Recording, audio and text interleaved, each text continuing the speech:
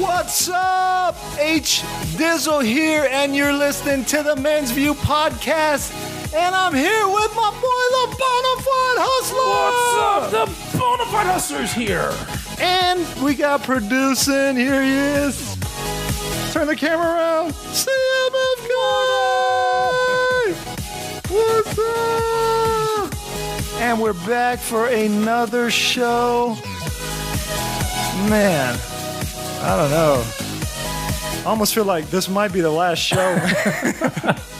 This show is getting way too hard to produce. Like my life, the schedule, everybody's schedule, and just like dealing with these personalities, man. It's too much. Like now we're minus one camera because I don't even want to deal with Bonafide in this camera situation anymore. Because what? I just saved your ass like about $300. If you think about it, though. So we use like one of my cameras that I bought, and then CMFK brings over his GoPro, like the latest black edition, and then Bonafide was bringing over like a black edition, right?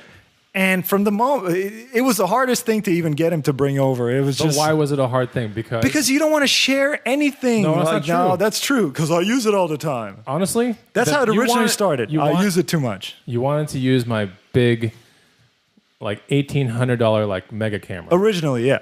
And I was like, dude, this thing's not supposed to be left on for like 2 to 3 hours at a time. It is though. Like, this is the same. I'm using a similar camera. I was like, heat kills electronics, right? Right. That was my point. Right. Okay. So I decided not to bring that one here.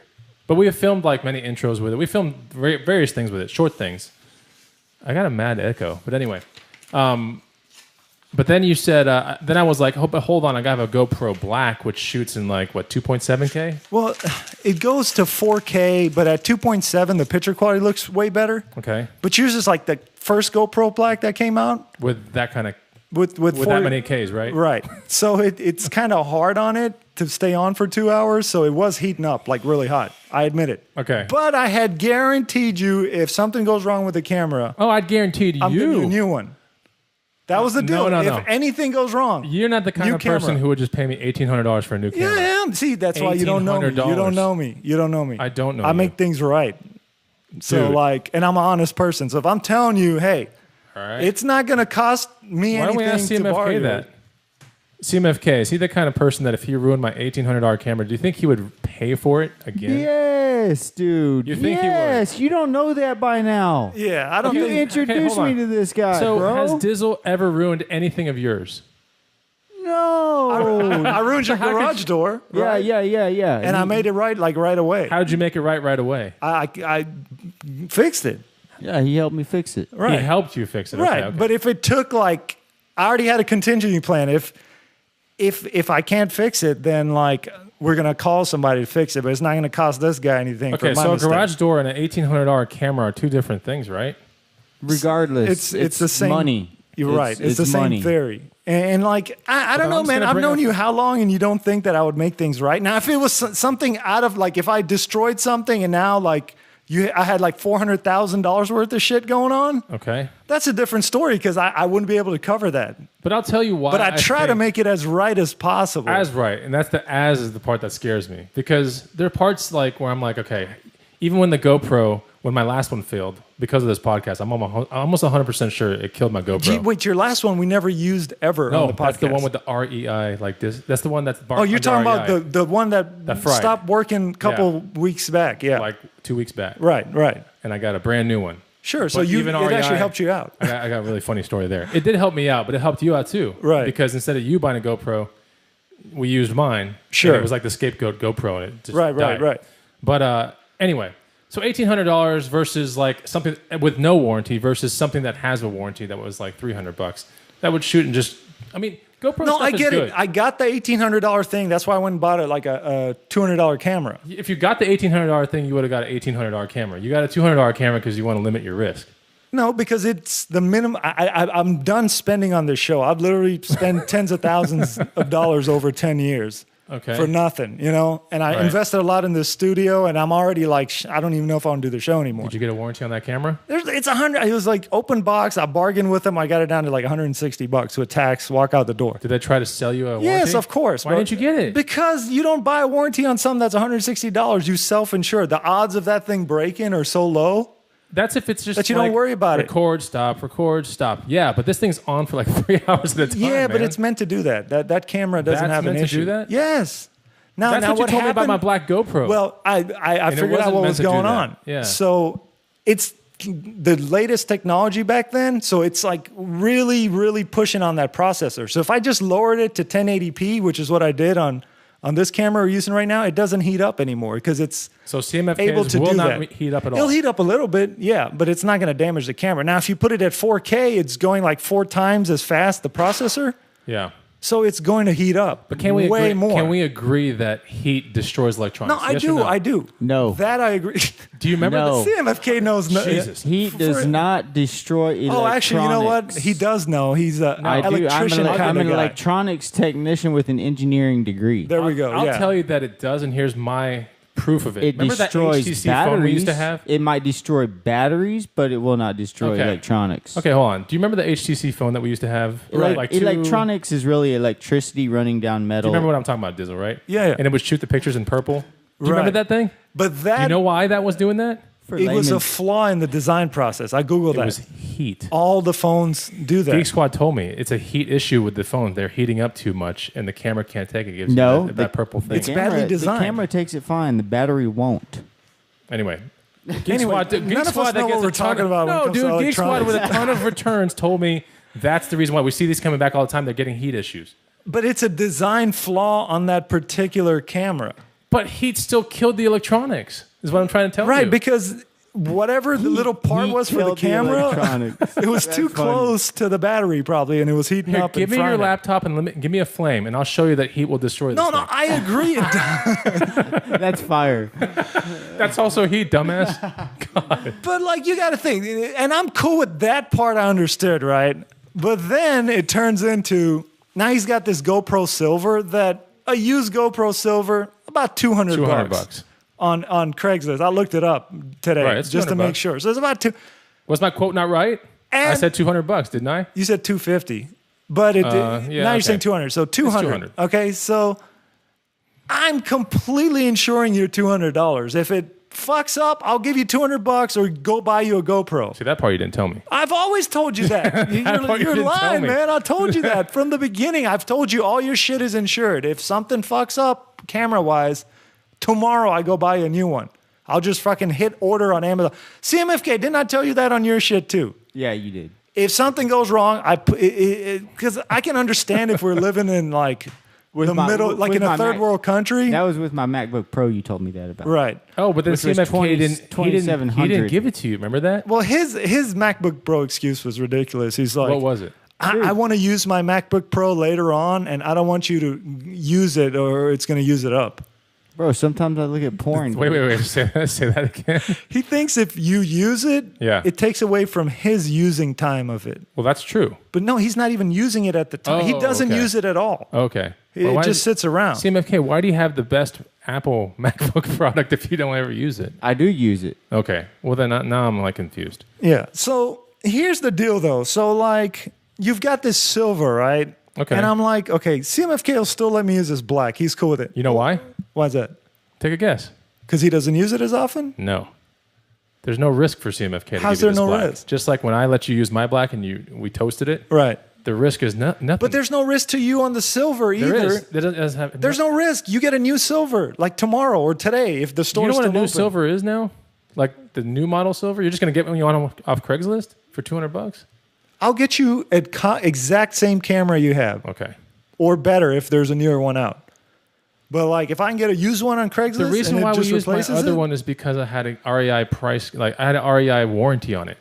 But here's the deal. Do you know what the REI warranty is? It's something REI probably hates guys like you for. I can honestly tell you that they actually do hate me because they're going bankrupt because of guys like you. When I went to turn it in, they're like, oh, and they try to turn it on. They're like, yeah, well, we see the issue. And they're like, okay, well, let me just look at the serial number and everything. Then they start typing in the computer. The guy goes, Okay. I don't know how to say this, but I'm going to do this one last time for you. But in the computer, this is what it looks like. You had a GoPro 2 4 years ago. It malfunctions. You traded in for a GoPro 3, which malfunctions again. And then you have another 3, which now is in my hands and it has malfunctioned.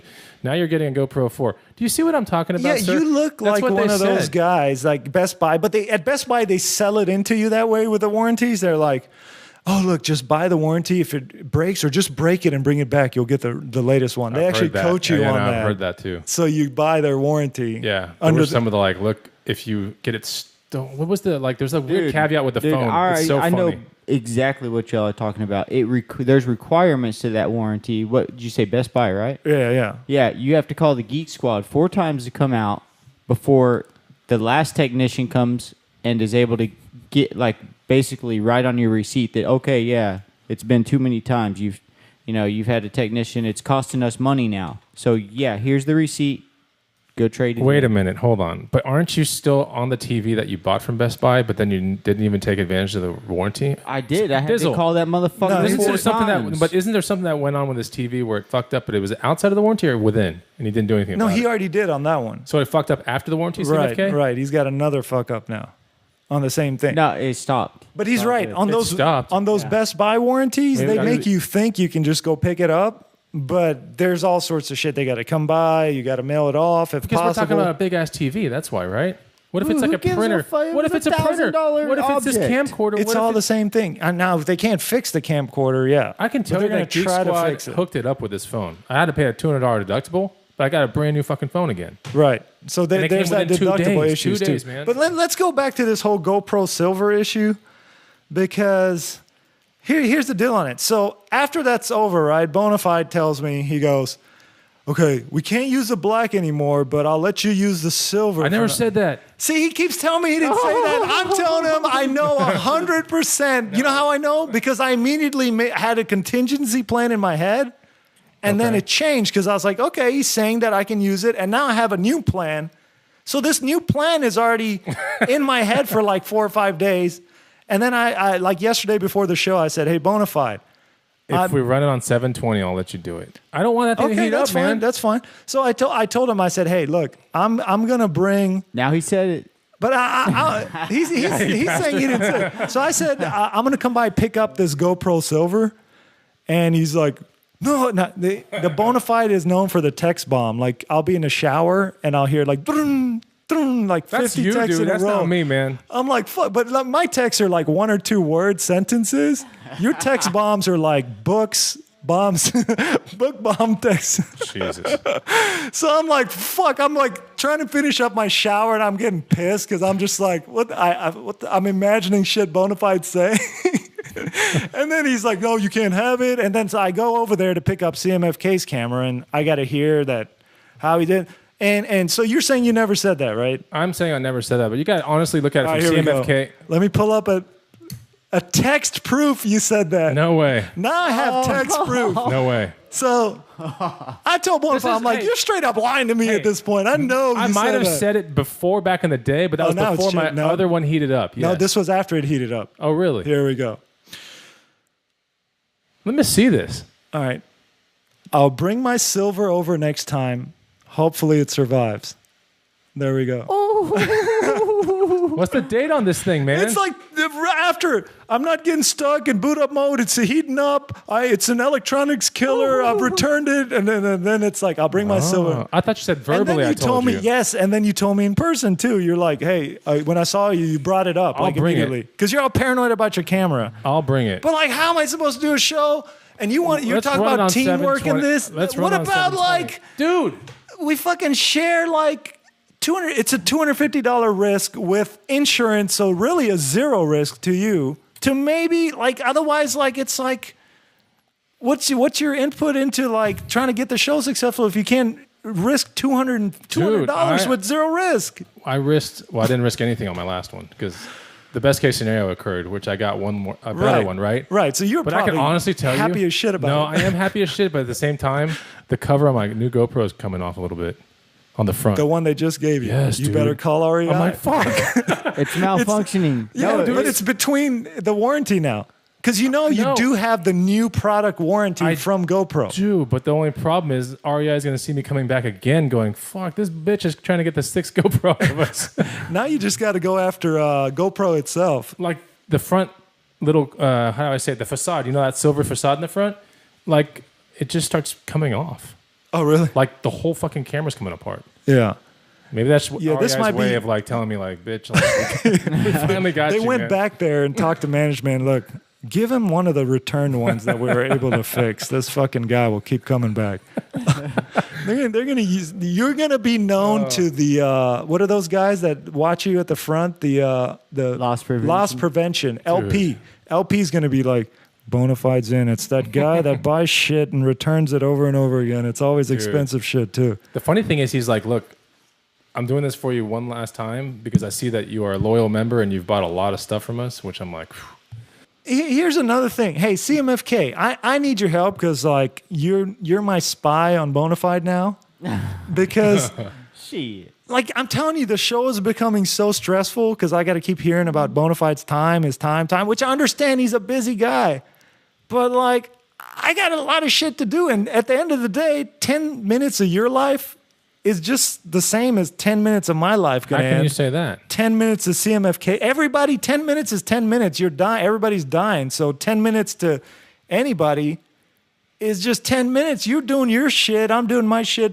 Everybody's own thing is important to them. But how you value your 10 minutes is completely different, though. Like, CMFK might value his 10 minutes like under how I value mine, or you might value yours more important. Now, than you mine. might be getting more shit done in your 10 minutes than our 10 minutes or CMFK's 3 hours.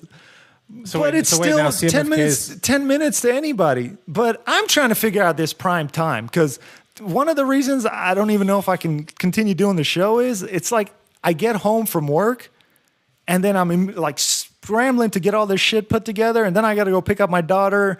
And then it's on the day that my wife has to come home at like 8 o'clock. She's coming home late and leaving at like 6 in the morning. So like I'm stuck with my daughter. Like last show, we didn't put it out last week, if y'all are wondering. Because like it just CMFK couldn't come because of the schedule. And then my daughter was in the other room and she started crying and she came in saying she was scared and everything got all fucked up. I couldn't even concentrate or think. But Bonafide saying the reason he can't do it at just an hour later is it's his prime time. So we got to That's when I figure spend out. time with my we wife got to and stuff. figure out the prime. You can ask CMFK. What is I'm the always prime? spending time with my wife around What is 7 prime o'clock. time for you and your wife? It really, honestly, is that 7 to 10 window. Okay, I need to. CMFK, you live next door to him, right? What is going on in this prime time? I just want to break it apart. I want to know what is going Fair on. enough. Go Because for it. I have a feeling there's nothing going on in prime We're time. spending time with each other with the dogs and all right, stuff. We're all skateboarding. right. We're riding bikes. We're CMFK, eating dinner. Like, what do you see happening at that's this what prime he time? sees. I don't even. I guess I haven't had enough time to spy. CMFK has to wake up I haven't to had even enough see what my spy prime time looks like. Because he's like watching Gold Rush too much. Right? Yeah, I haven't seen. I haven't had enough spy time yet to be able to answer that question. So do you think there's actually something big going on in this prime time? Because here's what I see the prime time as. Because I've stopped by your house at prime time. Yeah, and I'm out there and I'm with the dogs. I'm with my lady. You know how it goes. This is how the prime time's been. His girl's watching TV on the couch, no. and then the dogs are running around in the house, and then Bonafide's house. like on his laptop. That's the prime time I've seen. You come, dude. No. That's okay. If you come around like 8 to 10, then yeah, when the sun sets, then we're in the house. Yeah, Right. We are. But every time leading up to that, we're not. Like, I mean, even yesterday evening, man, I'm outside skating around. Like, my girl's out there. We're spending time, man. Okay.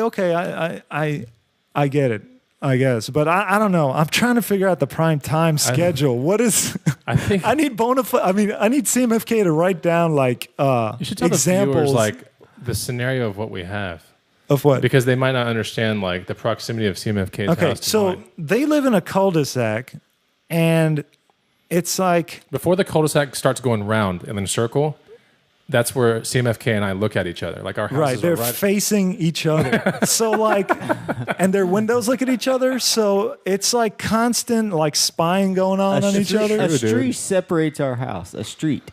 And like, Not even a big street either. but this is like small parking intense. This is like intense spying, man. Like I'm telling you, like No, you're right. I mean, it's like extreme. It's like that movie Rear Window. Have you ever seen that? Where the old guy's like his legs like broken, so fucking Sliver, dude. You now ever he's seen- watching everybody, and then there's like he's finding murders, and I got to keep hearing about like.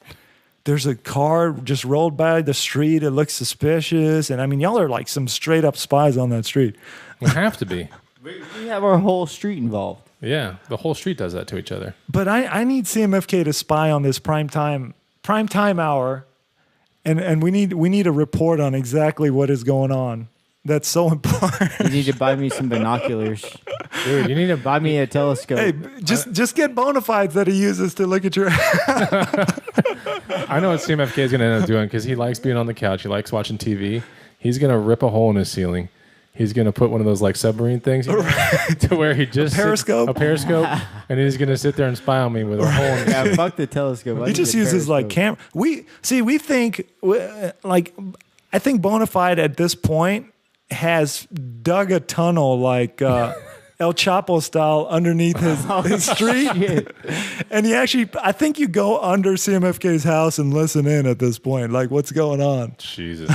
I can honestly say, like, living in a cul-de-sac, everybody talks about everybody. So do you? Okay, when you seriously, How do everybody- you say that, dude? I don't know about that shit. No, everybody is talking about everybody. It's like people talk about my brother who's next door to me. This cul-de-sac's got like little pentagram going on. Like if you look, pew, pew, See, I everyone's, don't like, know. looking around. I don't know anything about offered. that, Dizzle. I was offered to move into that cul-de-sac, and my wife was like, we're not moving in next to those guys. Like it's gonna be a nightmare. She's like, y'all are gonna argue, and then it's gonna be awkward walking out the house, and then they're gonna be watching She's us. probably right. And then every 2 minutes when you leave, they're gonna be like, well, why is he leaving at this time? Or like, well, he didn't go to the gym today. Or like, it's gonna be a lot of that shit going on. And she's like, I don't want to deal with that. It'll just piss me off I too don't do much. that, dude. I don't do that shit. Yes, you do. No, I don't. I don't talk shit. Dude, I you don't look at talk our, about other people. you look at our neighbors and you're always like, oh, the one that's to your left, for example, right? And like, watch him come over here and tell me what to do with my shit. Watch. And then he'll come over and be like, That's hey. one guy. We know one that guy. There's one neighbor in the cul-de-sac that no matter what we do, it doesn't matter what CMFK does or If you make a noise, If you're- he comes over to inspect. Like, Are we talking hey, about the old man? yeah, Really? the captain. C-Reg? Yeah. But Okay. he'll come over and he'll like supervise shit. And he'll Right. be like, well, you think you're doing that right or what? And every time, dude. It doesn't matter what you're doing. If you're putting a nail into a piece of wood, he's got a better hammer or an Yes, easier I'm way. serious. Right. That's the problem with cul-de-sacs. You get in an argument with your neighbor, and now it's like you're staring at him all day long, and then Yeah, we you're don't stuck have- with them. And I haven't had. There are only two people in my cul-de-sac that have actually ever talked shit to me. Two. really, One was because was it over your dogs? No. Because that would be Oh, me. yes, one of them was. Of course, man. Your Yes. dog situation is ridiculous. That's another reason I could. Okay, so there's 4 dogs or something like that. 3 dogs at your house, right? Right. CMFK's got this giant dog. He had 2. One died, and then your brother has. yeah, those two. Is it 2? Yeah, two. And they're like pit bulls, and your brother's has like violently like at me in his house when I walked in. They're It was nice. like coming at. Oh, it was real nice. Any like slight movement I made, it was like to where I just was like, "Yo, get him in the other room. I don't want to see your house anymore. I'm leaving. Like this is too dangerous." But like these dogs run around like unsupervised. Like They're supervised. They're Not- super. Okay, they're supervised. Like you're kind of paying attention halfway. Right. But they're just running at each other, fight. Like Yeah. that would annoy the fuck out of me if that was my street. I have one dog, neighbor's dog, and that's annoying the shit out of me because Well, it's attacked me in my own There yard. was one of our neighbors down the street. I think it was like 10 o'clock. I had my remote control car out with my dog. It was 10 o'clock in the morning, a Sunday. And my dog started barking, which 10 o'clock on a Sunday, doesn't everyone just like start their lawnmowers and they start, you know what I'm saying? Yeah. That was Right? Valentine's Day. Right. No, but Was yeah. this recent? No, this is like 2 or 3 years ago. It was Right. Valentine's Day during prime time. This See, is what, the word, this is what the word got Bonafide out, was man. The doing. guy It was in the got out. morning. It was in the morning on a Sunday around 10, and she came running out of her house. Will you please make your dog shut up? Jesus. Can we just have some silence in the morning? It's Sunday. So that was one where what'd you tell her? I was like, yeah, sure. And then for like a whole year, I'm like, fuck this bitch. Anyway, Are y'all friendly again? yeah, totally. Is this the one with the golden retriever? I won't tell. That runs I won't around? say anymore. But Is that her? Oh, she knows who it is. and then the other one was when I had my purple Corvette. Yeah. I came tearing ass down the street one day. Oh yeah. And he came up to me and was like, slow your fucking car down. Same guy? No, different guy. Which one was this? I can't tell you. Okay. Middle. But he was like, slow your fucking car down. My kid's playing this cul-de-sac. I'm like, okay. Is this the one where you go straight? If you just kept Yeah. going straight, that 2-story? Yeah. Yeah, that one. No, both of those instances would be like. That's never Me happened too. to me. That's never happened to me, Bonafide. I come in and people are like, hey, how's But it no, going? How's it going? they are They good don't ever neighbors. come talk shit to me. Nobody talks shit to me. Right? They don't talk shit, but they ask questions that are like probing questions, I guess. Oh, God. They're trying to figure out why there's one house on that cul-de-sac that looks like a bomb hit it. That's fine. With CMFK's It's house. under construction, one-man team. It's like, I guess it's Because everyone that it's like comes over, subliminal. it's like they look and then they ask questions and CMFK. then they leave. I'm like, what the fuck? Thanks for stopping me, bitch. CMFK, tell Let me tell dig Dizzle, this hole now. Hold on. CMFK, tell Dizzle why you work in the garage now with it only halfway open or almost all the way closed. Because I'm tired of people stopping by asking a question. Isn't that weird? Like, hey, what's I know going that he's on? in there, but like don't his garage fucking will be, worry about his it. garage will be I- halfway open. You Yeah. can see like little pant legs going around. See, you're watching him from see? your house. No, there but we I go. just know. I No, can, as soon as I Yeah, go out my he's door, I watching. see Here's how him. much he's watching it. Every time I pull in Dude. to stop at CMFK's house, I have to look over at Bonafide's house. That's why it's to see if halfway he's watching open. me. That's why it's halfway open, so they can just watch instead of come ask me a question about it. How I many don't times ask have you- I pulled in there and right. you've looked out the window and been like, he's over at CMFK's house Not right many now. times. But I have a question though. Pie chart, CMFK.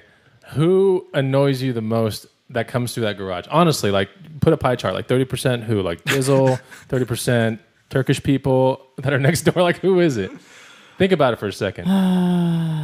Bonafide and your older neighbor guys in And there. be too. honest, like if it's me, that's cool too. Like just put me in there. I know I'm in there somewhere. I think it's Give us all. I think percentages. it's No. anybody that Yeah, he's copping No, out he's of it. copping It's like, out. You Yeah. got to give Yeah, a yeah. real. Who's No, the most annoying percentage? Okay, just rank us. Most annoying. a circle graph. It would have the same triangles all the way around. No. Yeah, dude. you see, he's copping out of it. No, seriously, dude, it's so fucking annoying because I try to get something done and I don't have that kind of mind to where, well, my house, the whole thing's under construction, so it's like, what am I working on now? What tool am I close by? I'm thinking of shit like that, not fucking, oh yeah, up that deck out there that I wasn't fucking working on. I don't know. That's a cop out. Is like, Yeah. oh, okay, I yeah, was- that guy wants me to get my deck done. He wants me to get all this shit done. Well, I got other shit going on too, so I'm not really worried about. But the don't worry, fucking we'll have questions. we'll I'm have not worried, Bonafide fuck. with this notebook in his window watching and just take notes by looking at how annoyed he gets every time somebody goes in there. I'm willing to bet that Dizzle's like 30% of the pie. Okay. And then I'm about maybe 25. No, Okay, so Dizzle you- would be 10. Okay, there we go. Chris would be 70.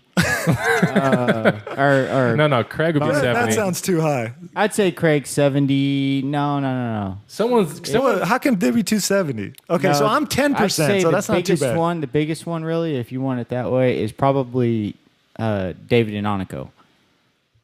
Because they're just like, hey, they're so nice, and they're just Are walking. these some other neighbors? And they're just walking their dog. You know, is that is that the golden retriever couple? Yeah. Oh, they annoy me so bad. They're cool. Though. Oh, those they are people, cool. whenever they come by, they annoy me. I don't know why I thought about like some robotic. You ever seen those like perfect like Stepford wives? Yeah, yeah. Right?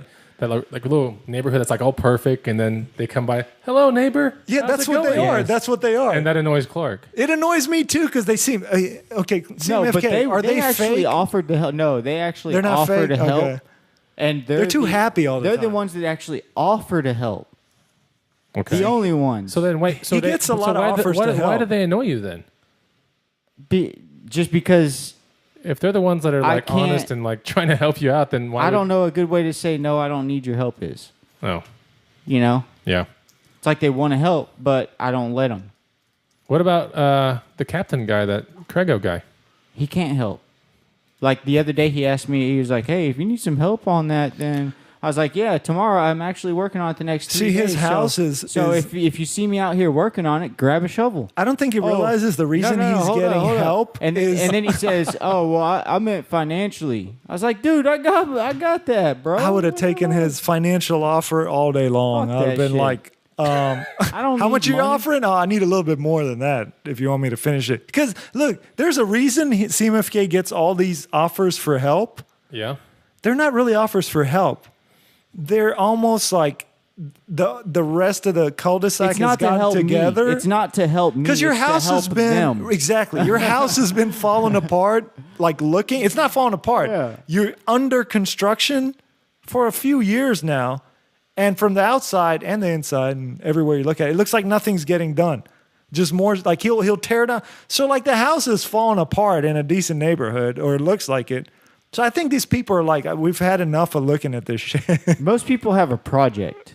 I've got my project is the whole fucking house from the beginning of the driveway to the very back fence. And CMFK has no idea of what things cost in Dude, the world. CMFK at and I all. had the best laugh the other day because we were having a fire in my house, right? Yeah. It was just late night. This is like 11 p.m. and we have a chimenea, right? It's actually CMFK's chimenea, so thank you for that. But we had to put fire in the chimney, wood, right? Right. So I got the kindling sticks. I'm like, fuck, I don't have any wood. And the CMFK's like, I got wood in my fucking backyard. So we're like, all right. So we get I don't know if it's a wagon or something. No, we just walk over there. And try walking over there when it's dark as fuck. Yeah. I swear to God. Oh, you it can is like- break your leg. No, it's like the scene from Predator. Anything could No, happen. it really is, dude. Yeah. The ending scene of Predator. Where Are you he's talking in, about like, his backyard or the front? No, the backyard. Take a look at it. Oh, dude. yeah. It's like, you ever seen those World War II documentaries where the people were like in the little bunker things and the bombs are blowing up? It's like that. He has Because he's really- dug ditches and stuff. Right, there are ditches everywhere, and he has like weeds that are like, not weeds, but like grass that's really tall. I'm telling you, it's almost like a Predator movie set now. Right. Well, and kinda is. he's got like But he was abandoned. laughing about it because he know exactly what I was talking about. Too. Well, he's got his abandoned motorcycles back there. Like he had these motorcycles that he got in like on loans for people. Like, but they're paid off though. No, dude. That's the one I gave to Bonafide. whatever it is, they're worth something, right? Yeah. And I go yeah, into his. those are They used to be in his garage, so they were in really good shape. Like he rode some of never those. used Those are them. cool They bikes. were working good, right? I wouldn't say good, but when he like, But they're in good focuses shape, on them, and you can fix them up. You got to Oh, clean the yeah. carburetor or whatever. Yeah, they're totally I go awesome. in his backyard, and they're sitting there rotting, dude. They're just like rotten at this point. But there's a tarp over it. no. That's like heat destroying electronics. Heat and water and does a lot. dirt. It's Everything's not, rusted. Aluminum doesn't rust. So I have an open offer for him now because he's got something that's kind of still worth money. Like he has a Harley he doesn't ride. Right. And it's just sitting there, and I looked at it the other day, and it's rusted. And he's like, it's just rusted in one spot. And I took him over there. It's like 4 or 5 spots now. So what's your offer? It's the I said bolts of the muffler. He can is put rusted. it in my come on. garage. That's easy. Yeah. What? He can put it in my garage. I said, Okay. it's sitting out, just getting beat up by the sun and the rain or whatever. But you know? eventually, you're gonna want something in your garage. Like you're not. That's what I told him. I said it's welcome to stay there because I got a lot of extra room until I either move or something. It can't be there anymore. You know. What's the contingency? You get to ride Nothing. it. No, I don't even want to ride it. I'm like, I'll just keep it in there and start it up every now and then, just so he doesn't lose money. Yeah, I don't think I'm gonna go with that either. Okay. Well, Why? I mean, because I take the cover off and I clean it every. There's no once in a while. cover on Then- that thing then ever. I'm gonna sell it, and by that time I'll have enough. Spot, You're never enough gonna place in my sell it garage. because he wants what he paid for everything, even though it's 10 years old. No way, dude. Like I'll give him. No way. He wants to sell something. Like for example, he I don't has want to this. sell shit. He has this rotting no. snake cage from back when he has a cage. Oh no, not. And this. he's left Not it outside. Rotting, dude. Oh, It's not the wood's rotting. bubbling from like the rain and all that. So I'm like, he wants like he started out at $650 for this thing. That's probably, I'm gonna go take pictures of everything that we talked about on this podcast. let's put the snake And cage. We'll tweet out the show. snake cage. But Look out for that fucking. so tweet, the dude. thing's This is gonna be probably worth like almost nothing, right? Right. So I told him. No, He it's not said, worth "Can not, you?" It's not worth. It's worth nothing. something. I thought it was worth $100 because. Right, that's what I think look at it that is kind too. of shit all the day. Oh, Yeah. I bet you I get 300 out of it. So here's what I told him. I said, At least. let I me wanna go. take that bet. He said, I want to put it on Craigslist. Can you list it for me? I said, yeah, but I don't know anything about snake cages. I said, You don't know anything. You just let put me it on go. Craigslist. Yeah, without but I wanted to put a price. So I said, let me go ask Bonafide about the snake cage, and he'll have a better idea what it's worth. You know what he tells me? He says, "Don't ask him that because he'll just say it's worth like $100." And It's worth but I'm 100. like, It's 50 it's is what I worth said. what it is. I was having it's a worth what garage it's sale, and worth. if you have a garage sale and there's a snake cage there, it would sell for about 100. Now, if you go to Craigslist, which is more specialized to find your buyer a little bit, then maybe you can get 200. If you bring the damn thing straight up to a freaking reptile store, maybe you can get a little bit more. But Really? I I don't think doubt they'll it. give I you just that. doubt No. it because They'll the give cages you these days less. are nice. Like that's Yeah, a homemade yeah. one, right? CMFK. Yeah. Right. Yeah.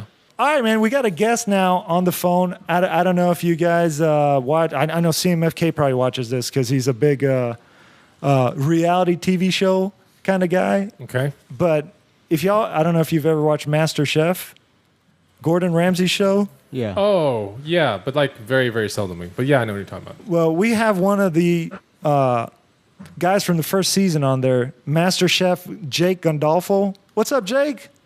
What's going on? Hey, how's it going, man? We see you back there. You got the guitars, and as Bonafide pointed out, you got a lot of guns back there, man. Yeah. So you're just digging the Texas lifestyle, man. Right. You know, so you were on the first.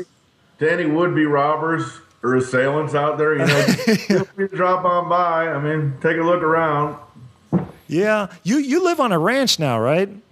Yeah, I sure do. So Yeah, it's like in the middle of nowhere almost.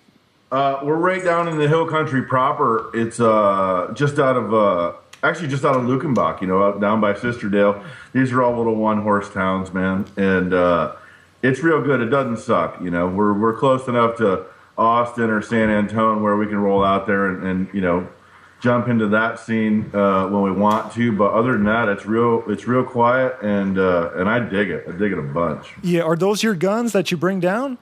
Yep, they sure are. And you know, I do a lot of hunting on the ranch. There's a lot of exotics running around out here around a 700-acre spread. So it's real cool like that because I go out and get shit to eat, you know. That's And- cool. Oh wow. And that's kind of how I came up too. So it's, you know, it's just one of those things. This is kind of how we do it. You know. Y'all have any axis deer out there?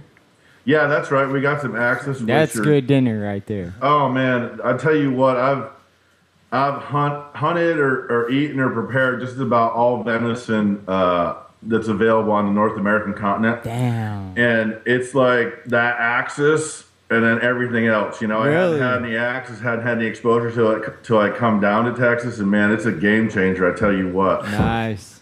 Yeah, and being a cook, that's probably good stuff, right? The moment you kill one, you know it. You got a lot of meat you can use. Yeah, well, that's the thing too.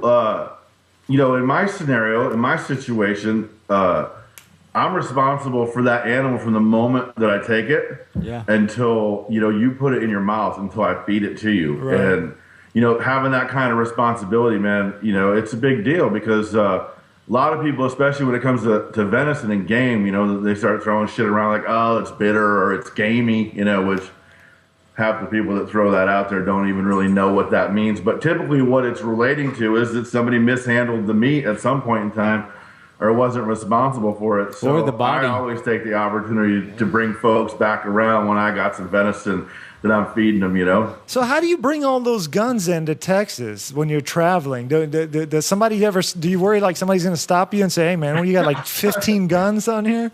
Hey, Dizzle, I'll tell you what. I was flying back from New York just the other day. I had to go back and do a gig back in New York State, right? You know, I stay in touch with a couple of charities from the celebrity world, you know, Right. that I enjoyed there for a bunch of years. And there's still a couple of groups that I stay with, and mostly hunger-driven situations or cancer-driven kind of groups, you know, because those both strike a chord with me. So, anyways, we were back there doing this gig just last week, 10 days ago. And I got a couple of guns, and I got this pistol I'm bringing back from my trove on the East Coast, you know, and because I come up back east. And And you're flying? oh yeah, and you, I mean, you can fly with guns all the time. People do it all the time because they're going all over the world to hunt and stuff. It's not that big a deal. Long guns like rifles and shotguns, it's pretty chill. I mean, it's real. You know, you got to have a really good hard case and a couple of padlocks, Right. and you're good to go. Like you do a little TSA search, no sweat. But when it comes to pistols, man, pistols are like next level shit. You know. Right. Yeah. And I was flying out of New York. I don't usually fly out of New York. I usually fly into Massachusetts, like Boston or into Connecticut, you know, and the rules are a little different. And so I'm going to get out, you know, check my luggage, the local guy, the TSA guy's like, yeah, cool. And he goes, oh, is that a pistol in there? I said, yeah, it sure is, and all that. Wait, And you get to actual TSA before you even mention it? Yeah, okay, so here's how it works. You got your guns in a case locked, right? Right. And you walk into the airport and you walk up to the ticket counter and you check your guns just like you would check any bag that's going in the hull of the plane, right? You can't do carry-on. Right. And you open up the case, you talk to the TSA guy right at the ticket counter, and he asks you some questions, and you sign a piece of paper, throw that back in your gun case, lock your gun case up, and it goes on the conveyor belt and goes away into the bottom of the plane, just like everybody else's luggage. So I had no idea you could fly with guns like that. Did you know that? I knew you could fly with guns underneath, though, but I just didn't know all this has to go into a play. Right. So what's the deal with the pistols? So the person figure out you have a pistol. What did he do? Yeah, well, I mean, figure out. Well, like I was trying to hide it, I mean, that's when your ass is going to end up in jail if you try and get, slick and shit. So, anyways, I said, yeah, that's just 357, whatever. And so then he calls in the local, sheriffs or whatever. They got to come over for the pistols. That's like next level. So this guy comes over, and I mean, he's like fucking SEAL Team 6. He's got like the black jacket, the deal, the camo, the glasses, the beard, and all that shit. So he's cool. He's like laid back, He's not like little mini Hitler Youth guy, with a small dick and like a heavy duty complex, right? This guy's the guy you want to talk to because he's laid back.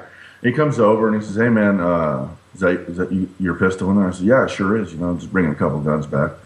And he said, he said, you got a permit for that for New York State? And I said, "Nah, man, we're, things are real loose down in Texas."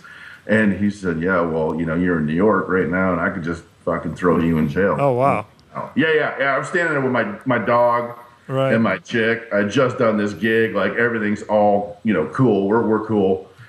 And then all of a sudden the wheels are coming off, So he gives it to me. He just lays it down. He lays down this rap about how this is going to go. And fully just backdoors me in on this thing, like assess the situation that I wasn't a threat, we're cool, and all this. Yeah, if I showed up in New York with my face, I'd be they'd be waterboarding me in the back of the airport. We got a little room for you over here in a friendly counselor we'd like you to talk to. Yeah, bend over, you're gonna feel a little pinch, a slight pinch. So anyways, it all worked out. It all smoothed out. My karma was good. My man took care of me. I said, "Bro, you are on my Christmas card mailing list this year, brother. Let me tell you what." So, anyways, but let's say my resting heart rate was slightly elevated at that moment. Huh. Yeah, that would have not been good. So, hey, you started off before, and this always impresses me when people are able to just drop a career they're doing. Because look, to me, human beings are like animals. When you gotta eat, you gotta go kill something as an animal. But human beings gotta work and make money, And it's very scary leaving something that's stable or that you're making a living on to go pursue a dream, And you did that. You were doing construction originally, right? That's right. Yeah. So how do you get the confidence and the courage to just drop that and go into being a chef? The balls, right? Yeah, exactly. Because I do consider it having balls to do that.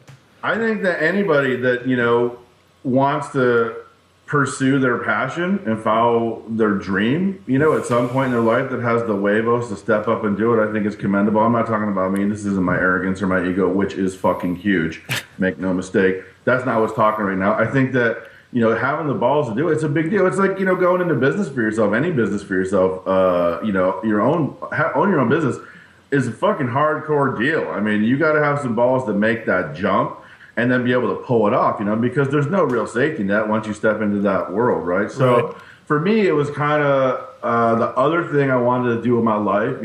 When I was a kid, I wanted to be a trucker, like my old man, and I did whip the hell out of that, got into heavy construction, operated excavators and dozers and big equipment, but I always cooked. Like, I was always cooking something for somebody since I was like 5 years old, So I just, by a series of events, just started getting involved in different professional situations, catering, things of this nature, and just prep cooking for folks, and realizing that I definitely had the skill set for it, and decided to just reinvent myself and pursue this dream. And I was in my early mid 30s, and Master Chef just kind of popped up. I was right on the cusp of going mainstream with my own outfit. I said, fuck, man, I'll run up the flagpole and see what happens. If I don't, I'll regret it. So this is the first season, right? That's right. Arguably the best season. Well, first seasons, you're always the most well-known. Like for Survivors, that Richard Hatch guy, right? The first season crew is always the one that's in the memories that goes down in history. Same with American Idol. Yeah. Is that kind of like with the crew from Master Chef? Would you say that you're the best known in the? I feel like it. I feel like, for everybody, it was the first go around. Gordon, he was, what the fuck did he know? He's in America now doing a gig. And Joe Bastianich, his mother, Lydia, I'm referencing all the judges now, boys, if you're not hip. Joe's mother, Lydia, had done a shitload of TV, but he never had, And Graham Elliott, he's just a rock star, superstar chef, from Chicago, but he didn't have much TV background. So we were sort of all in it together, with it being the first go around, the judges and the contestants, the competitors, Yeah. So what was it about you? You got a great look to you, right, for television. I'm guessing that's why they picked you. You trying to make time with me right now? What's going on over there in that studio? But no, you're covered in tattoos. You're a big guy. You got a goatee. My mom always told me I had a face for radio. So right. There you go. But do you think that's one? Because you didn't have any experience other than just cooking for people, or did you? Like just cooking for friends and family, or were you actually a chef at that point? No, I didn't have any professional background per se, because that was one of the things with the show. It's more about like amateur cooks and home cooks and stuff. So, as I said, I was just about ready to launch mainstream in the world with it, and these guys were cool with it. Yeah. And are we good? Connection good? Yeah, we're good. Yeah, Can you hear us? Is there an issue? Yeah, it's a little funny on my end, but as long as you're good, we're good. We're good. Yeah, it's checking out a little bit right now, and it's probably your connection. No, we're good on this. We're end. good. It's perfect. All right. So, where were we in the conversation? So you when you met Gordon Ramsay, is this guy as big an asshole in real life as he looks like he is on TV? No. Anytime you sprinkle Hollywood into the equation, you know what I mean? It's kind of like the bullshit factor goes up about tenfold, Gordon's a prick, make no mistake. When he came up, he was going to be a professional, or he actually was a professional soccer player. He played for the fucking Scotland Rangers or some shit, in Europe. And he blew his knee out a couple times. And that's what got him into the kitchen. And that's how he started cooking. So this is a dude that kind of reinvented himself. And that's cool. The people that he hooked up with were really militant, old school, classic French brigade, cocksuckers. So really hardcore. And so that's where a lot of that comes from with Gordon. That was instilled in him from sort of day one, that super aggressive, be all you can be and just boom, my way or the highway kind of vibe. So he's definitely hardcore. When you're on his time, you know it. You better be bringing your A game. But, off camera, he's a huge sweetheart, and that's half the shit you never see because it doesn't sell seats, it doesn't sell tickets, right? What do we want? We want drama and screaming and yelling and veins exploding and waiting for his head to pop off his fucking neck. I can't even watch him anymore because I love the guy, and I'm afraid he's just going to have a coronary on the set one day, Has he ever made anybody cry on set? Yeah, definitely. Yeah, he definitely has been up people's asses to that extent to make them. You didn't cry, I hope. You can neither confirm nor deny that. So there was this one time where this chick, and I'm not going to mention her name, we had a secret ingredient, I can't remember what it was. It was nothing, too ridiculous. And she comes over and she's like, Jake, what do you think about this? What do you think about this? And I'm like, it's cut into like little fucking cubes and there's toothpicks stuck in it and it's on a plate, a tray. It looks like something that, a sixth grader made for a freaking fondue party or some shit. And I go, are you going to serve that to those guys, And she's like, yeah. What do you think? I said, I think you're out of your fucking mind if you're going to serve that to Gordon Ramsay. That's Gordon Ramsay. And they got up there and they ate it. And it was Joe. Joe takes the dish. He doesn't even taste it. And he just fucking throws it right in the trash can, man, right there with the cameras rolling out. It's like, oh, snap. You know, I tried to warn you. I mean, this other chick, she's making like fucking pancakes with Mickey Mouse faces and shit, you know. And I'm like, these are the greatest culinary minds of our time. You know, show a little respect, man. I mean, at least put some effort in, you know. So did you know, like, on the show that you were going to destroy all these people? Did you know pretty early on, like, I'm going to win this thing? You mean, well, I didn't win. Oh, okay. I was number 7 in the program and number 1 in your heart, I believe. Okay. I thought, for some reason, I thought Dizzle told me that you had won, so... No, I mean, I clearly should have. I mean, as you know, we all know. Oh, there goes that ego again. No, it was one of those deals where they love me because I have a unique ability to turn the filter off and not give a shit about, you know, what comes out of my mouth. And then I could cook. It turned out that, you know, homeboy had a little bit of game too, so they were like, "Man, where have you been? Because you're, you know, funny and cool. We hang out and have a good time, a lot of laughs. But then when it's go time, you know, it's just head down and hammer it out. And the food I was doing, you know, was definitely on point, you know, as far as that went. So we had a pretty good feel. I had a pretty good feel early on for who was going to rise to the top and who the actual competition was going to be, and who the people were that were just actors that just wanted some screen time, that didn't really give a shit about the actual competition, you know, which I took offense at, because I'm like, if you don't want to be here to cook and like fucking kick ass and be America's first, you know, Master Chef winner, like you're taking somebody else's spot, you know, beat it. Right. And anyways. So do you keep in touch with any of these guys? Yeah, I keep in touch with some of them for sure. There was, like I said, there was like a group of us that kind of rose to the top that ended up being, you know, most of the finalists. And there was a couple D-bags in that group for sure. And so, you know, there were D-bags on and off the set. So, you know, I don't stay tight with them and all. But yeah, everybody chimes in every now and again, or somebody will blow up and then everybody jumps in, you know, like that. So now you got a little bit of fame going, right? After the show, you're getting recognized. Do you get an agent at this point? You're like, I mean, are thoughts going through your head like, hey, I'm going to be this big time on-screen kind of television personality? Yeah, I definitely was headed down that road. It's a lot of work. As you know, you're promoting yourself 24/7. You know, you're like showing up for everything and putting your name out there as much as you can. I did a few different productions after that, some pretty cool stuff. Did some stuff with Bobby Flay. I actually did a cool thing with Daryl Hall. He's got this Hall of Notes. It started as a podcast, right? But now it got picked up in a bunch of markets and stuff, and that was fun. So I was dibbling and dabbling with it, doing a lot of product placement, and appearance type stuff. So it was full jet setter mode. I mean, I was definitely like, I don't know, D-lister for sure. But I never really broke through as far as like getting an agent. I wanted to keep rolling with it. I was pretty comfortable with the amount of traveling and work I was doing and getting, and the dig that was coming with it, you know. And I was able to stretch it out for 5 years or so, just on my own, you know, with no real management, and that's how it shook out. And it got old. I mean, it gets old. Yeah, I was going to ask you, do you enjoy the fame or the attention? I mean, again, I've got a huge ego. You know, we had a lot of fun with it. I mean, I'm signing chicks' tits, you know, at the airport. You know, there's people showing up. I mean, I'm in freaking the produce section in, we're down in Alabama doing this gig, you know, and I'm in the produce section. This chick's mad dogging me.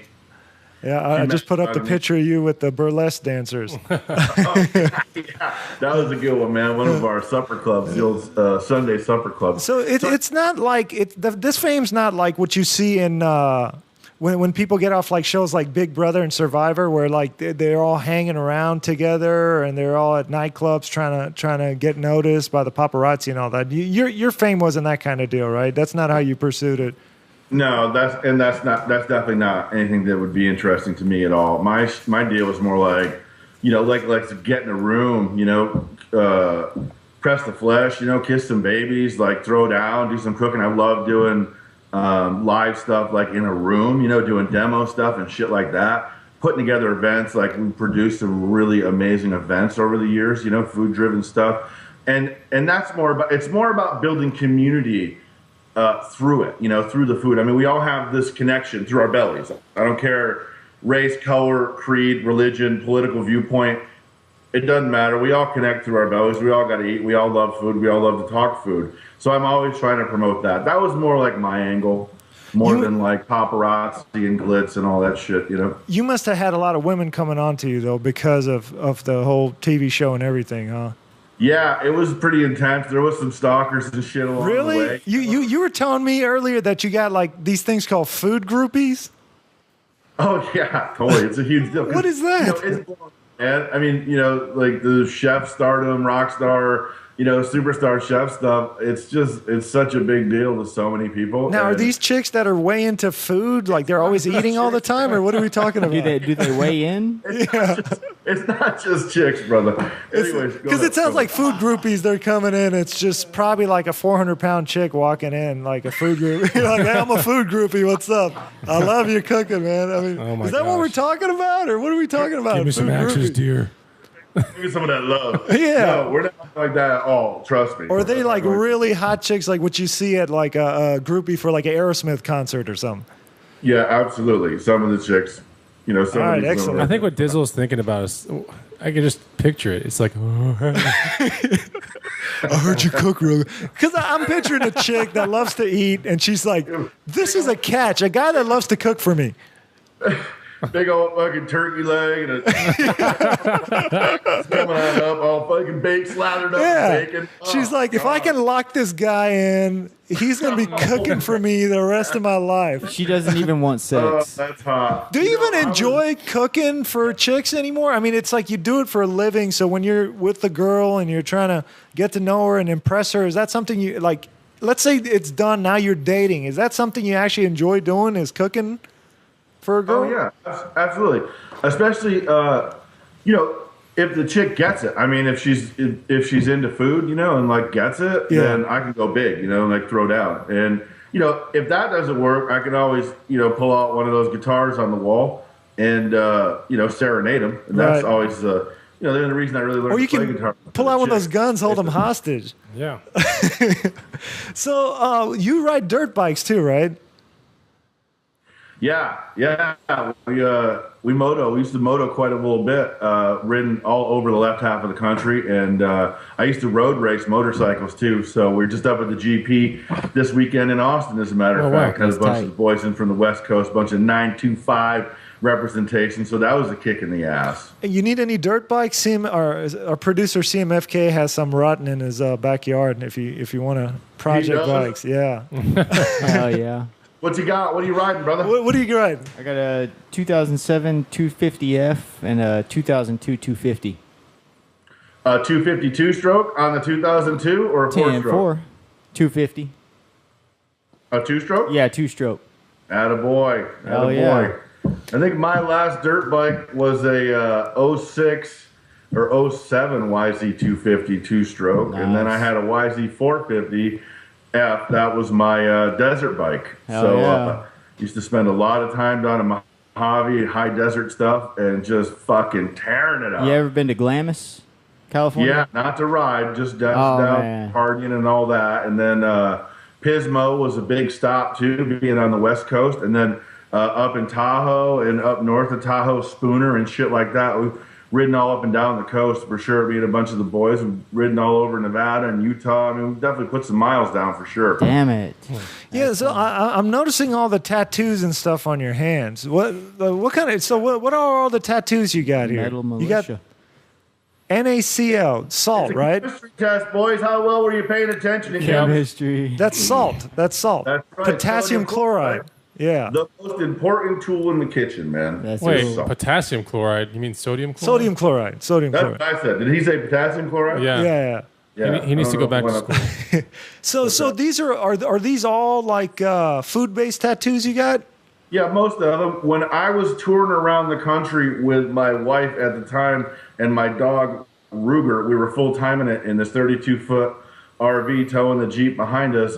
producing events all over America, sort of on this culinary crusade of America to raise awareness to hunger issues facing us here in our backyard, right here in the States.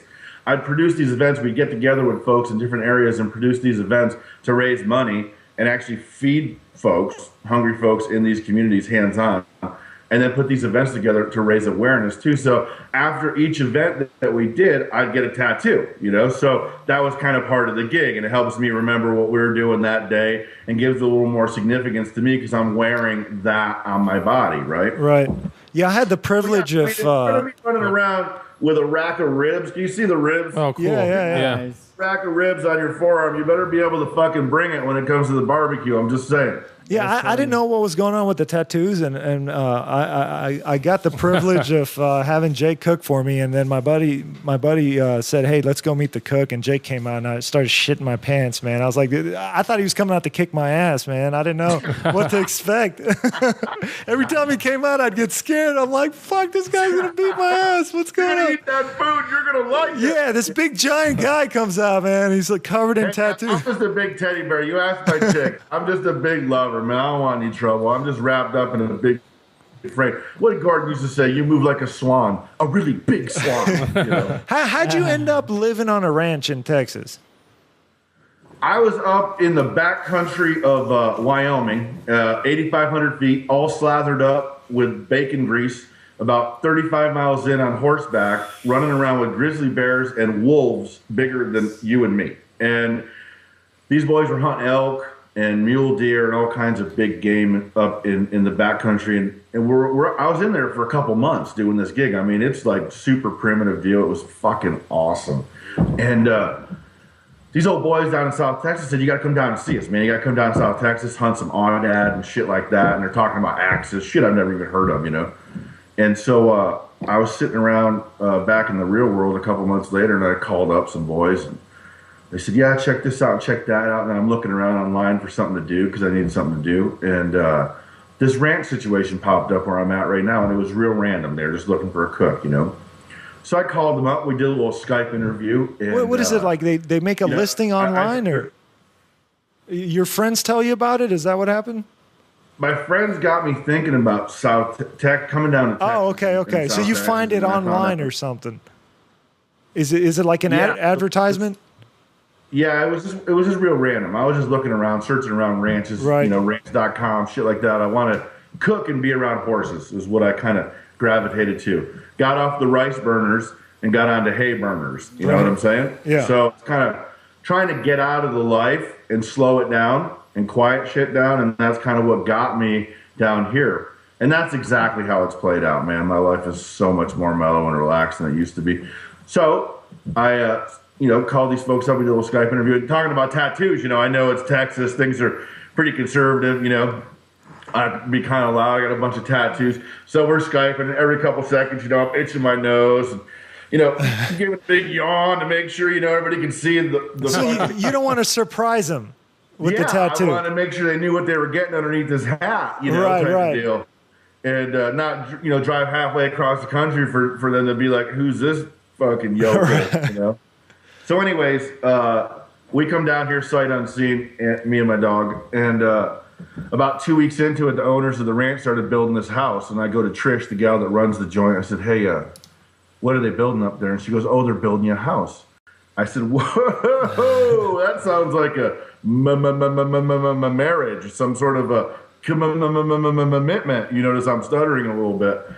2 weeks into it, I said, "Well, I guess the food doesn't entirely suck." And, I decided, man, you'd be an idiot not to do this deal, not to take them up on it. So they built me this house, 700 acres. So basically it's like all kinds of shit running around to shoot. I mean, come on. Yeah. That's awesome. Man. So it's some super rich guy, right? That has a ton of money that just owns a ranch, and you get to cook for him? We're not a real don't ask, don't tell kind of situation with that, man. I'm just like, hey, as long as it keeps rolling, we're all good. Right. That's a pretty incredible setup, because I visited that ranch, and maybe we'll bring the Men's View team down there to enjoy your food. So what's the situation? You're cooking for a family or families? What's the situation? There's a lot of levels to that question. There's a lot of levels to that to the answer to that question, which it kind of has to be to keep me interested and involved, because I've got like full ADD going. Oh look, there goes the chicken. So I have to stay rolling. I got to have shit to do all the time. So I cook for the folks that own the joint, and in a private chefing capacity. I cook when guests come in to stay with us and ride their horses and stuff on the weekends and whatnot, so I cook for them. And then I do a supper club once a month, which you can check me out directly. Just look me up on Facebook or whatever, if any folks that want to get in on that. And it's a real under-the-radar deal. I like to keep it a little edgy. And we do different events and stuff out here. I do a Saturday lunch, so there's all kinds of different things going on just in the cooking arena. And then, I spin wrenches. Like I used to build my own motors when I was racing bikes and shit. So I work on equipment around here. I was just welding and fabricating some shit earlier today, So I do lots of different things on the ranch. I got a 1,000 square foot garden that I'm responsible for. I maintain the garden. So there's a bunch of farm to table stuff when I'm feeding folks, Wow. So yeah, I got my hands full, man. There's lots of shit going on to keep me interested. Let me know if you need some help, dude. I didn't know quite what was going on. My buddy invited me, and I was like, man, this guy's got a pretty good deal going. He's got like his own private chef and his giant ranch and everything. I didn't even know what I was doing down there, but I was glad to be down there. It does not suck to be me. I'm very fortunate. I do have a wake up every question. day with a big thank you and a big hell yeah to Hell yeah. to enjoy it above ground, Right, exactly. I have a question for you real quick. I just bought one of these things called Traeger grills, right? I don't know if you know what that is, but Pellets. It's the smoker with pellets, right? what's your view exactly? What's your view on propane versus charcoal versus pellets versus actual wood? Like, how would you rank the taste of food or what could come out of that unit? I would rank it in exactly the order that you just said it. Okay, what was my order again? Fuck. Pellets right at the bottom. No, did I? You had propane at the bottom. Okay. Charcoal. Okay. Pellets. And then wood for Oh, okay. smoke. You can't beat fucking smoke, man. Right. Bring the smoke. Go big or go home with the smoke, right? Okay. And the pellets are nice and convenient because you just flip that bitch on, set it at 250, 260. The pellets shoot in. They squirt out when they're supposed to. And all you got to do is set your timer and walk away, basically, right? Right, basically. So less work, right? Right on the back porch with the fucking pellet smoker. Cool, good. Charcoal, sure, whatever. I mean, you're going to get some of that flavor out of it in your product, whatever it is. Gas is just for convenience, just modern. I'm a fucking lazy fucker, and I've got 15 minutes to do this shit, so I'm going to fire up the gas grill, which is okay. That's just fine. But smoke is where it's at, that's for sure. So you hit it right on the head, my man. Oh, that's interesting. Well, some guy at Costco. See, here's the thing. I was in Costco, and I had the biggest fucking silver propane grill on a little, those little big ass carts that they give you. Yeah. I had one of those, and I was rolling it out, and one of the guys he was at the Traeger thing at the booth there. He was like, "Dude, you don't want to be buying that." And I was like, "What are you talking about?" I was like, "It's like $6,999. It's a badass grill." He's like, "You need to buy a Traeger for $6,999." I'm like, "Dude, that's the worst sales pitch I've ever heard." He's like, "No. Do you like food?" I was like, "Yes." He goes, "Do you like your food to taste good?" I was like, "Yes." And he goes, "Do you like food that tastes good?" Yeah, and I was like, "Absolutely." He's like, "Do you like juicy food?" I'm like, "Bitch, these are like all loaded questions, right?" So then I was like, "I'm just gonna stick with the propane grill." Then I went like further down the aisles, right? I was about to check out. We had it on the cart. The guy was this guy that was on the Roomba display or something, right? A completely different display. It's like the Roomba vacuum cleaner thing. He goes, "I wouldn't buy that fucking thing." I was like, "What?" He's like, "You need to get a Traeger grill, dude. I'm telling you." They probably placed. Because the Traeger guy cuts them in 10%. Right. That's what I was telling him. I was like, That's "Dude, their deal. They have Traeger guys all over Costco acting like other people, just watching for guys. Suckers like Bonafide walking around with grills. Yeah. But I can honestly tell you that we've had the best food come out of that grill, honestly. For the time commitment that we're willing to do, it is amazing. And anyone that's ever come over my house has been like, "This food is amazing, period." It's like best of both worlds. You have the modern convenience and you get the smoke. What kind of pellets are you using? Right now we're on, we started with hickory. Now we're on a hybrid of apple and something else. But yeah, so those are two of my favorites right there. Which one?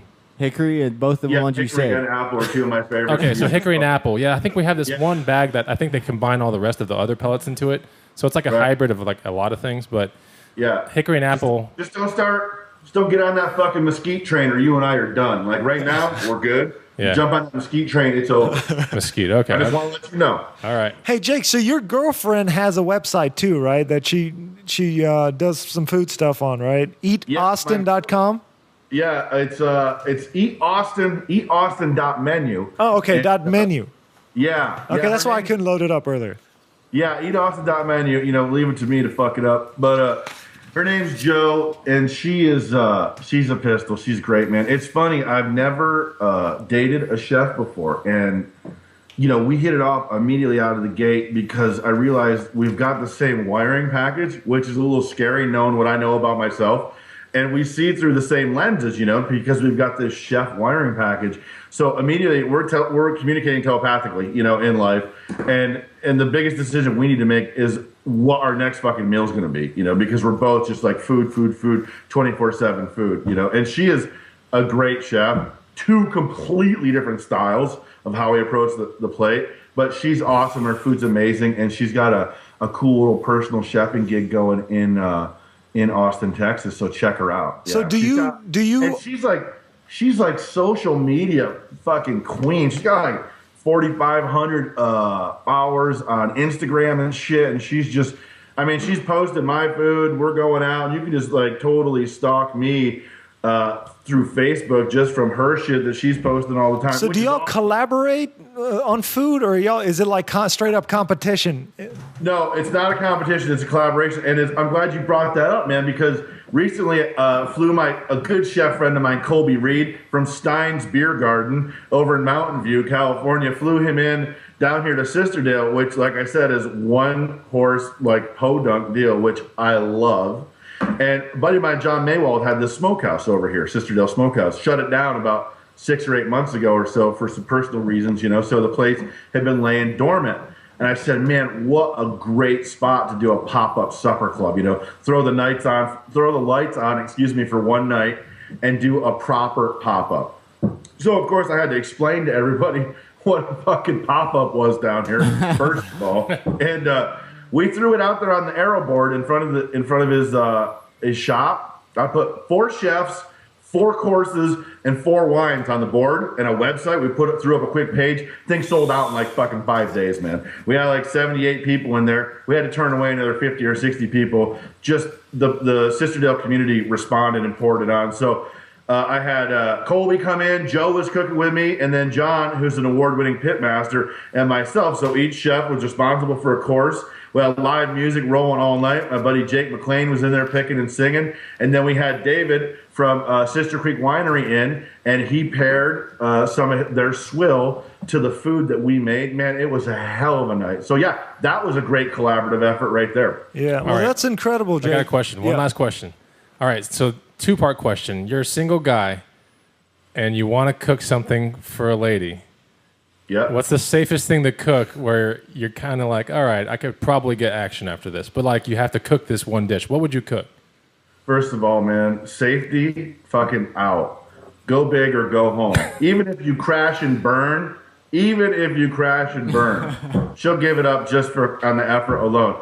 Scallops. If you know the chick's into seafood, all right, and it's super quick. It's a 3-minute fire. You don't have this huge fucking production going, but you get some really nice scallops, some diver scallops, whatever. Bring a little bit of citrus. Bring some little grapefruit slices, little supreme, little orange, little citrus stuff, and just do like a simple kind of vinaigrette kind of deal on the plate. Really nice plating, super sexy, minimalist. And do a little brown butter when you're firing those fucking scallops. You guys, your mouths get wet? Yeah, that sounds really good, man. Yeah, so check it out. Keep it simple, but don't be afraid to go big, man. Okay, second question. You're a subpar girl, but you're trying to attract a really good looking dude, and you're gonna cook for him. What do you cook? Subpar. Like, how does a woman get into a guy's stomach? That stereo, I think, is how you cook. So I'm visualizing cowboy boots, a G-string, and a fucking apron, like a sexy apron, and that's it. Like that, maybe some sidle, like some side boob, So at that point, the dude doesn't give a fuck what. Right, exactly. Open up a can of something and pour it in there, shake it around a little bit, and call it a day, right? Yeah, I don't think it matters to a guy if he's alone what the girl looks like. Just pull your pants down. That's it. There's a country song that somebody sings about, man, I ate burnt fucking dinners for the first year and asked for seconds, fucking, the best shit I've ever eaten, Yeah. bedroom, you know. Well, hey, Jake, appreciate you calling in, man. It looks like you're living a pretty good dream kind of life so far, man. I hope it continues to get better and better for you. Yeah, I appreciate you, man. But I don't know if you're in Austin. Anytime you're in Austin, give us a shout out. You can come in the studio next time, sitting with us. How can people find out more about you out there? I think just hit me up on Facebook. Is probably the best thing to do. I'm just under my name on Facebook and just follow along there. Cool. Again, check out Joe and follow along with her with what she's doing. That's a good way to get to me through her because she's always taking the pictures and making our life look really exciting. And other than that, that's about it. If anybody's interested in hooking up with any of these supper clubs that I was talking about out here at the ranch, or getting on the email list for the next pop-up that we do, which, like I said, they're a big deal. It's a really exclusive thing. Just Google me, and you'll find more information out about me than you ever want to know anyways. And let us know a good weekend for the Men's View crew to come down there, man. We're going to come out there. Yeah. I want them to enjoy your food. We'll work on that. I want to come up and see you all and kick it with you boys face-to-face for sure. I want to take you up on that the next time I'm up at ATX. And then we'll lay down the rails, lay down the groundwork to get you all down here in the ranch. For sure, man. Okay, all right, cool. Jake. Thanks for calling in, man. Talk to you later. Bye. Real good to see y'all. All right. All right, man. That was I like that guy. Chef Jake Gandalfo, man. Yeah, he's super cool. How did you meet him again? So I got a buddy that's in the oil business, and this really rich guy is somehow, he knows him, some do with that. So he just invited me when he was in town to come, hey, let's go eat at this place. How long ago was this? I don't know. CMFK, how long ago was that when I went? 2 months ago. 2 months ago, yeah. So you went out to a ranch? Oh, this is, like there's some guy just living it. Jeez. And he's been there for years living that way, like So the guy that we retired. saw? Older guy, okay. yeah. But still young in shape, horses everywhere, 700 acres, like just rolling hills, like lakes, like you said, like animals running around. It's God's country out there. Yeah, dude. it's amazing. It's beautiful. Yeah, and like awesome. you go to this, he's got like all these trucks and machineries, horses running around, and you go in there and there's a master chef right there just making them, hey, you want to come have lunch with us? Sure. There comes Jake, man. That's how you met him? Yeah. I swear every time he walked out, I was like, what the fuck? He's going to either fuck my wife or he's going to kill me. I don't know what's going on. He'd like walk out all like, but he was cool as shit, man. He was awesome. And his food was great. He made us. What did you eat? So the thing I remember the best was he made us like a hamburger, but like a really high end, like all sorts of stuff on there. Hamburgers can get expensive. I forgot what kind of fries. It was some really good fries. It wasn't even made out of potatoes. It was some. I don't even remember. That's cool. They have wild game. Yeah, I don't even remember what it was, but I do remember at the end or exotic. What he does, he everything's from scratch, right? And he just finds stuff like locally or that he grows. And that garden thing. So he was like, "Yeah, I was just driving back from Austin." He goes, "Eat this ice cream," and it was really good. And we were like, "What is it?" And he goes, it's pink. He goes, I was driving back from Austin and I saw these cactus on the side of the road, so I picked them and I knew they were edible, and so I made ice cream out of it. Shit. And then he made some ice cream out of sesame seeds. It was really good. But if we can get a way to go down there, man, I'll let you know. I'm just gonna follow him on Facebook. I'm just gonna figure something out.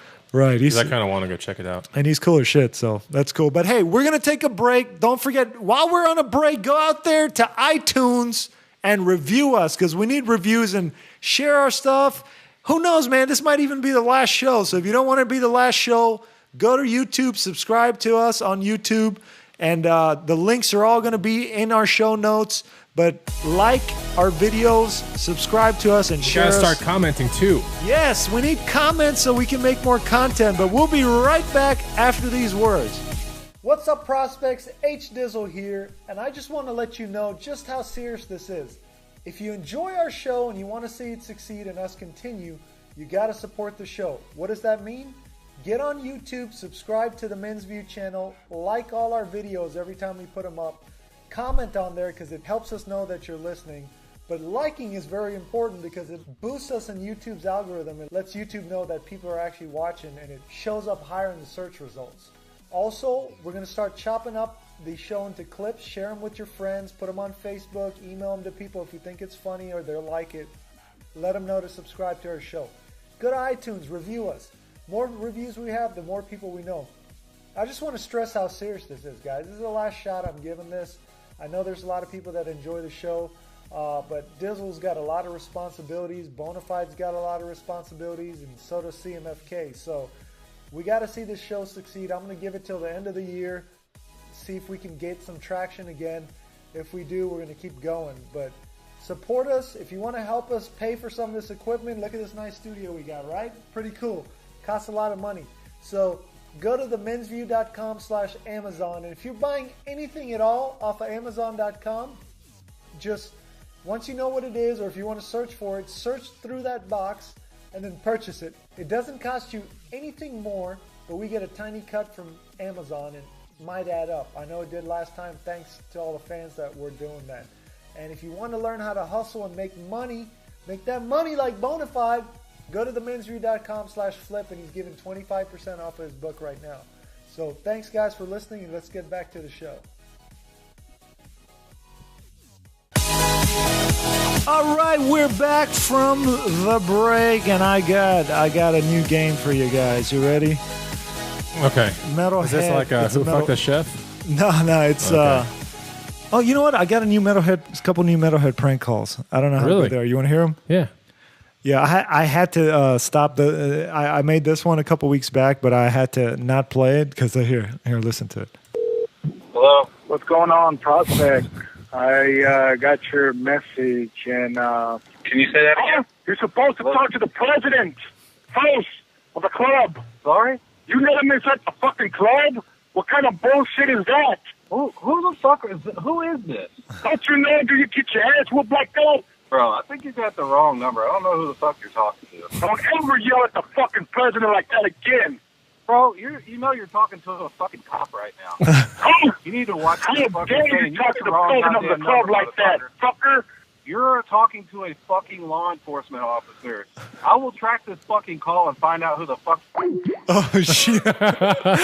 oh man! So damn. yeah, Metalhead hung up, and that was his voicemail from last week. We started prank calling people, but That is ruthless, man. nobody's broken down my house yet, so Damn. they haven't kicked the door down yet and come in. So I think we might be good. But yeah, here's another one. Yeah. Hello. What's going on, Prospect? I got your message, and Say what now? you let him inside the fucking club? What kind of bullshit is that? You got the wrong bitch that you cussing at, because who in the fuck you? Like that, fucker. Hello. Don't ever yell at the fucking president like that again. Call your name and I saw bitch. How dare you talk to the president of the club like that? Wow, that's funny. Yeah, and then we got what?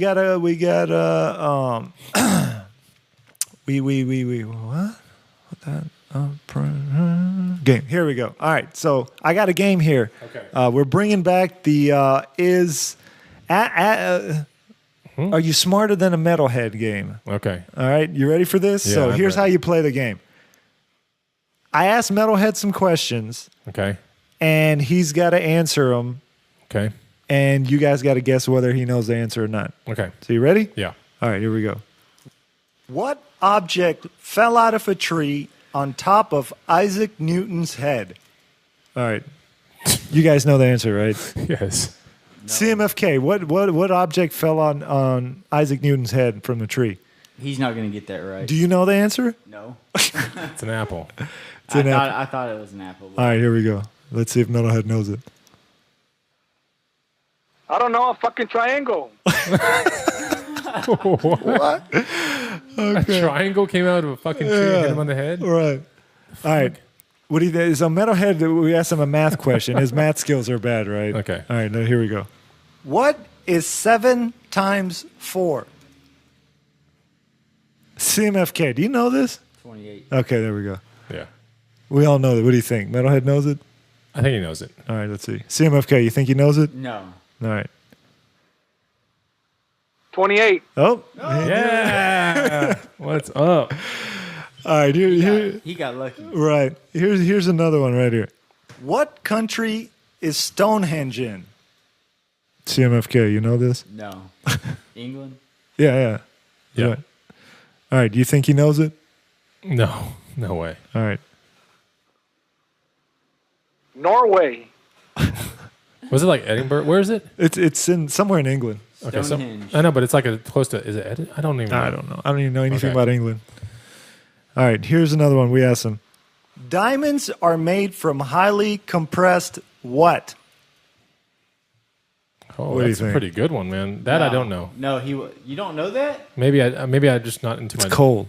Okay, cool. Yeah. You never saw Superman 3, bro? Okay, Clark. 1983. Clark, you are smarter than me right now. All right, here we go. Did Metalhead know that it's cold? Absolutely not. I don't know. Stone, rock. That was close. But it's wrong. Stone Rock. All right. Wow.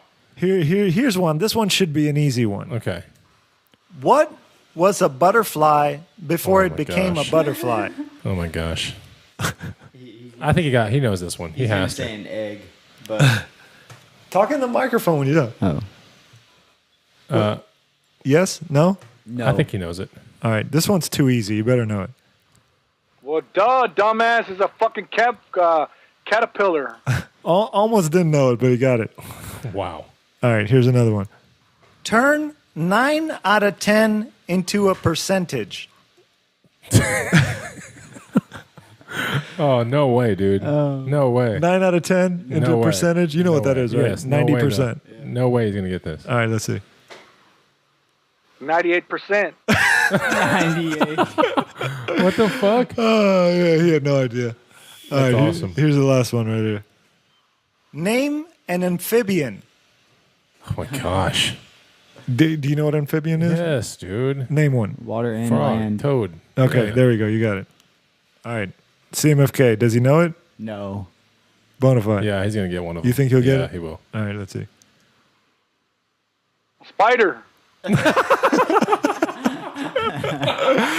He had no clue, man. Oh, that's a fucking fun game, dude. Yeah. I like that. All right, cool. Well, hey, that's the show this week. I hope you liked it. Tune in and don't forget to subscribe, like us on iTunes, on YouTube, all that kind of stuff. But we're out of here. Peace.